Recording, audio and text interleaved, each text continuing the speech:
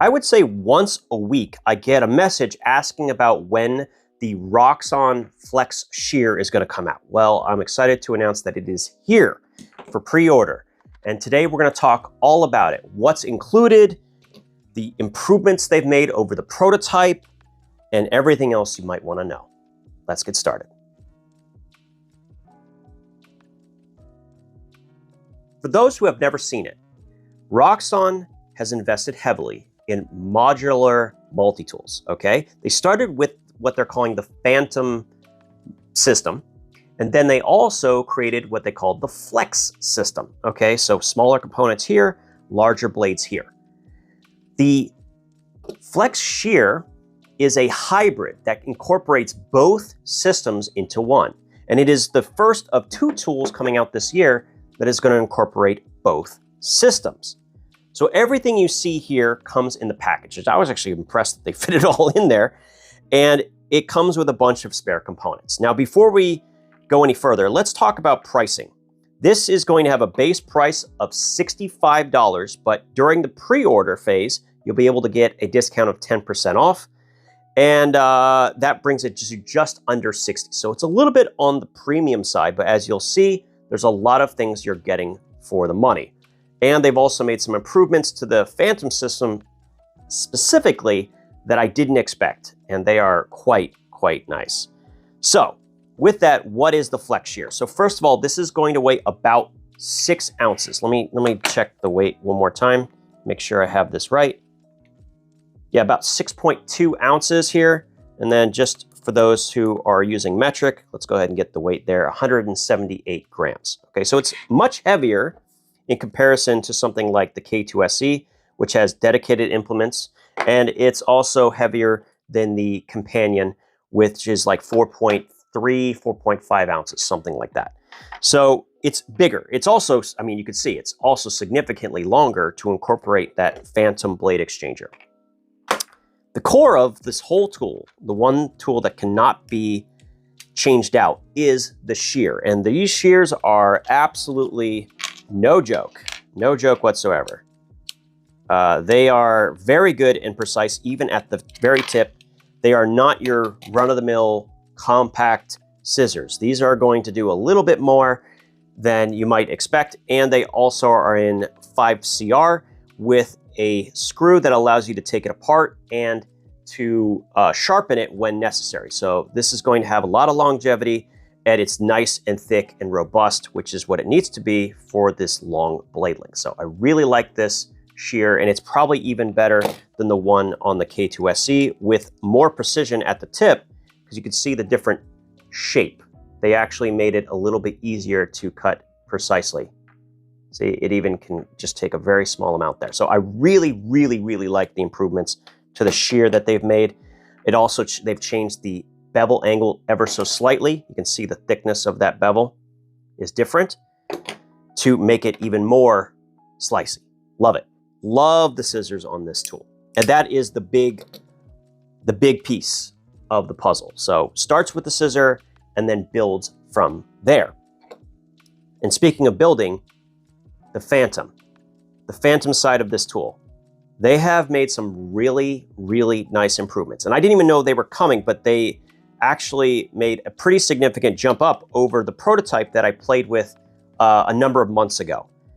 And it starts with the locks themselves. These locks are much stronger, meaning that you have to very deliberately activate them in order to disengage the locks. And I like that. There's very little to no chance that you're going to accidentally open this and have things fall out. Really nice improvement. The other thing I noticed right away was this amazing drop shut action. I'm like, how is that possible? Because it's not really a thing in this prototype. And when you take it apart, I found another surprise. So on this side, you see how they've incorporated bearings directly into the plastic component that is kind of a nylon that's touching one side of the blade. And then on the other side of the blade, check this out, bearings. That's nice. That's a new thing. That is not present on the original Phantom. which did not have that. It had just like a washer setup, and then on the backside there also was no bearings. So they've made some really nice improvements to the shear, and it feels much, much nicer in practical use compared to what it used to. And they've also made it so that you can access the cutout far easier than you used to be able to as well. So it's easier to flick out. And yeah, I have no trouble using it like I would almost any other folding knife as well, with a really good drop shut action. So not necessary, but I think people will really appreciate that little extra something for this. Now, nice little G10 handle texture here. The cutout's done well, and you'll notice these holes. You're not gonna have to worry about this one, but this one is gonna be very, very important, especially when we try out the utility knife blade, which comes with the tool. So in addition to that, you're going to get access to a flex system. Now you notice that it was locked. Now it is unlocked, and I can press this up to fan out all 3 other tools. So you have a reamer awl, a chisel with 2 different wire stripping notches, and then you have a flathead that has a depth gauge. It starts 0 here, and it also works metric and imperial. We have a crosscut file, and you can probably also use this for light prying if you needed to. Now, because there are only 3 slots, it's very difficult to find an exact 3 tools that are gonna work for everyone. The beauty of having a modular system is that you can mix and match as you see fit. We're gonna talk about different options, but as far as ones that are included in the box, you're gonna have access to this, which is the bottle opener, can opener combo. This is not one of the original tools they came out with, so you might have a flex, but not have this specific tool. So it's nice that it's something unique that you will be able to get and goes with it. And in addition to this tool, they will also be giving you a utility knife. Now, I'm gonna show you how to do this because I had a little bit of trouble at first until I realized I needed to adjust the pivot. So inside this little carrier, you have 2 SK5 blades and you have the blade exchanger itself. So let's take this out. We go ahead, and it's a really quick way to insert and change out the blades, which I really, really like about this system. Holds pretty nicely, and it's not much movement either, which I like. There's also a little cutout for your thumb. Now, I'm gonna show you what I realized and why you wanna pay close attention to this. If you change out the blade for the utility knife, which is the first thing I'm gonna do, you'll notice that you can't engage the lock. You can do this one, but this one just doesn't seem to go. And that's because this is ever so slightly thicker than the blade. It took me a minute to figure out why. So this needs to be loosened right here. So I'm just gonna use my Weha driver because I think it's got a little bit sharper edges. And then what we're gonna do is we're gonna unscrew it pretty much all the way, and it'll actually stop when you get it fully loosened. And now you engage the lock, and you'll notice it's got a lot of wiggle. So once you get it open, then you slowly tighten it back down. Don't over tighten it. And then we're starting to lose the play, just like so. All right, so it's a little bit tight, You know, I'm gonna actually loosen this one up just a little bit because I think it's an angle issue. Yeah, you know what? It's not drop shut, but I kind of like this, like this. Holy crap, my grammar today.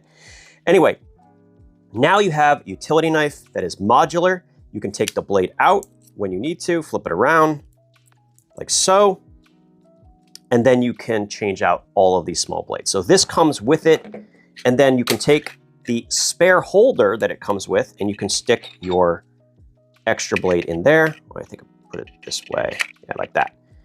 No, I had it right the first time. Like that, and then this attaches magnetically to this. I love this little system. These are really, really great holders. He took as much time figuring this out as he did with the rest of the implements themselves. So very cool. That's how you set this thing up. Now, if you were buying this, you might want to consider at the same time, because of shipping, other implements. So starting with the Phantom, what other blades would I consider? I love that they're including the utility knife blade. This is something that we talked about a lot and I think is absolutely a must to have these as the primary inclusions. But there are some others that are really, really cool. So they have a diamond file that has a crosscut and diamond file setup, if you want to go with that. They have a electrician's blade, which has a really nice cutout. Now, this isn't as important because we have that, what do you call it? The chisel that has the stripping sections. A saw, which I definitely think is worth a consideration. This is nice and thick and rigid, so if you wanted to, you probably could sharpen it and make it a pretty good push saw for drywall. I actually think that would be a nice change for them. They should probably do that in the future. And then, let's see, they have a bunch of others as well. So we have a utility knife that's curved. Sorry, a serrated blade that's curved. And we have this thing, which is kind of a completely different ball game, with a pull cutter, a can opener, 4mm driver, hex holes, bottle opener. There's a lot of different options for this, including comb, sheep's foot blade, clip point. You get the idea, right? So there's all of those. And then on top of it, the flex implements. So there are quite a few that are going to be available right now, many of which did not exist when the flex system first came out. So that is really, really awesome. Now you might have already noticed there's something new on the table that hasn't really been talked about, and they are going to be making available key blanks. Now they're going to have 3 different styles to incorporate like 70% of the keys that are made most of the time. They're probably not making every different key blank in existence, but hopefully for your house key and others, you'll be able to utilize these key blanks that will work in any of their platforms, whether it's the Mini, the Flex, the Companion, and of course the Flex Shear and the future Titan that will be coming out. So very, very cool as an option. That will be coming soon. I don't know when. In the meantime, let's talk about implementation. So this has a flathead, the chisel, and the reamer. Now, you can go many different directions. The first one I think that's quite obvious is considering the full 3-dimensional Phillips, which takes up 2 different tool slots, and then you have both a Phillips and a flathead driver combo. These are about $4 as an additional component, and you can get the discount using Max 10. So keep that in mind. Besides this one, I really think it comes down to preference. There are a lot of great small implements, the pull cutter, the scalpel holder, the small variation, the 2-layer marlin spike, which does fit in here as well. Let's see, what else? To go more fishing route, you have the sharpener and hook bender. You can go more the route relating to daily utility with the ruler magnet combo. So it's a nice little tool that a lot of people have enjoyed. Has a little protractor as well. There is the double-sided diamond file, both a coarse and medium grit. And then if you want to go more outdoors, maybe fishing related, you can get one of these hook extractor scalers. Now I will say if you do get this, make sure you take it out when you're using it so you don't get gunk inside your tool.